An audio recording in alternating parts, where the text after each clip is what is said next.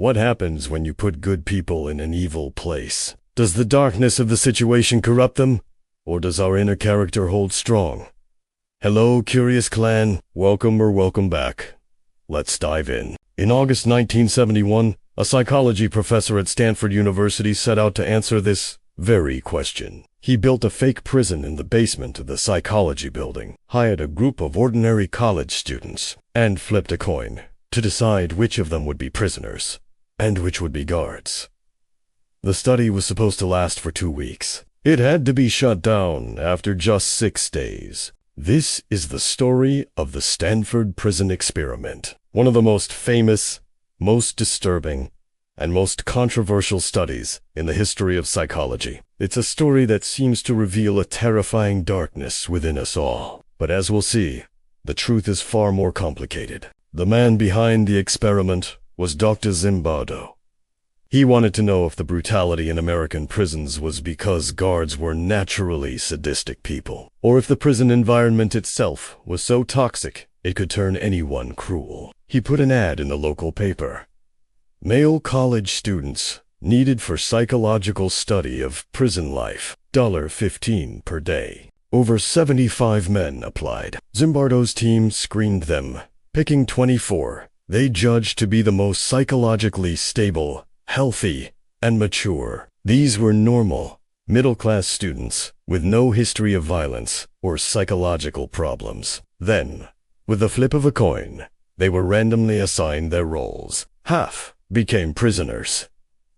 Half became guards. The experiment began with a shocking dose of realism. On a quiet Sunday morning, actual Palo Alto police officers swept through town, arresting the prisoners at their homes, often in front of confused neighbors. They were charged with felonies, handcuffed, and taken to a real police station for booking and fingerprinting. From there, they were blindfolded and driven to the Stanford County Jail. The intake was a systematic process of dehumanization. They were stripped naked, sprayed with a delousing agent, and issued a rough, smock-like uniform with no underwear. A heavy chain was bolted to one ankle, and a nylon stocking cap simulated a shaved head. They were no longer students. They were numbers, sewn onto their smocks, and that's all they were to be called. The guards were given khaki uniforms, billy clubs they weren't supposed to use as weapons, and reflective sunglasses that made eye contact impossible, hiding their emotions and their identity. Their instructions were vague.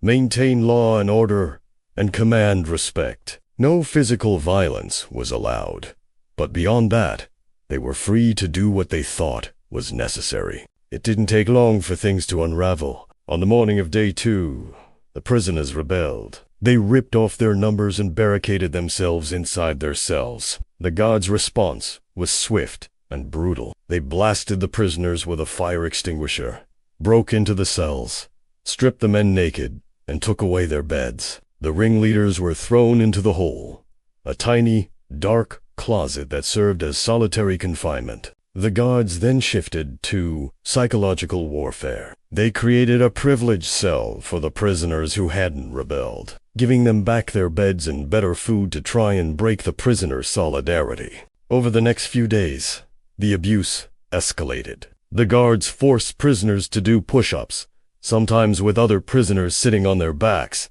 They made them clean toilets with their bare hands. The counts, where prisoners had to recite their numbers, became hours-long ordeals in the middle of the night, designed to break them with sleep deprivation and humiliation. The psychological toll was immense. Less than 36 hours in, prisoner number 8612 had a breakdown, screaming with uncontrollable rage and crying.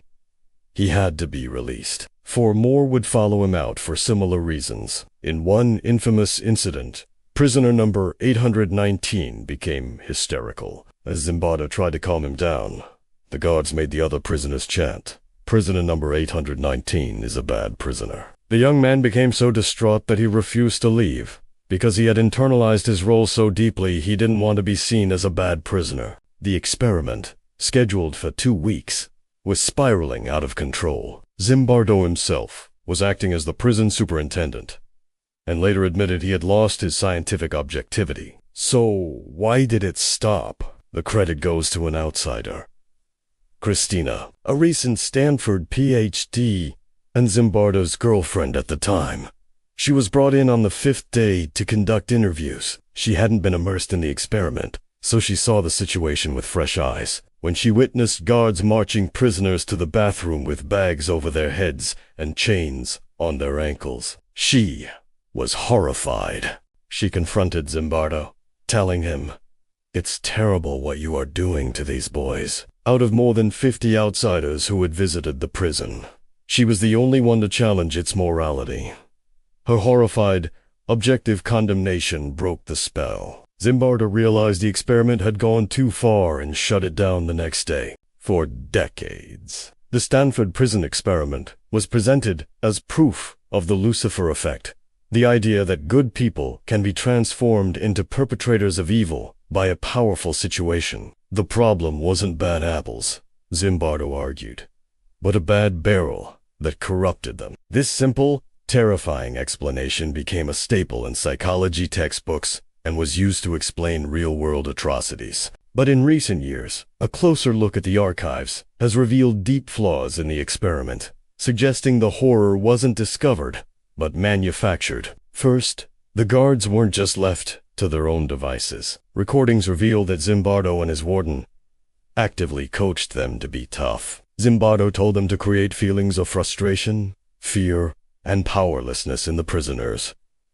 This wasn't a spontaneous eruption of cruelty. It was encouraged by the experimenters themselves. Second, many participants may have just been role-playing. They were responding to what psychologists call demand characteristics, cues that tell participants how the researcher wants them to behave. One of the most abusive guards, nicknamed John Wayne, later admitted he was consciously modeling his performance on a sadistic warden from the movie Cool Hand Luke. He thought he was helping the experiment succeed. Even the prisoner's suffering has been questioned. Prisoner 8612, whose breakdown was a key event, later admitted he faked it because he wanted to leave to study for his exams. Finally, there was a selection bias. A later study found that an ad for a prison study tends to attract people who are already higher in traits, like aggression and authoritarianism, compared to a generic ad for a psychological study. The pool of volunteers may not have been so normal after all. So, if the experiment was so flawed, why do we still talk about it? Its legacy is a paradox. On one hand, it's a powerful, if misleading, story about the power of authority and the danger of losing our identity inside a role. But its most important and undeniable legacy is a positive one. It was a massive ethical wake-up call. The psychological harm inflicted on the students helped lead to strict ethical reforms and the creation of institutional review boards, which now oversee all human research to ensure something like this never happens again. The Stanford Prison Experiment may not have revealed a simple truth about the evil lurking inside us all. Instead, it teaches us a more complex lesson about the power of authority, the danger of unchecked science, and the incredible influence of a good story, whether it's true or not. So, what do you think? Was this a glimpse into the dark heart of humanity, or a deeply flawed piece of psychological theater? Let us know your thoughts in the comments below. And if you want to keep exploring the curious world we live in, don't forget to like, subscribe, and hit that notification bell for more from Curious Clan.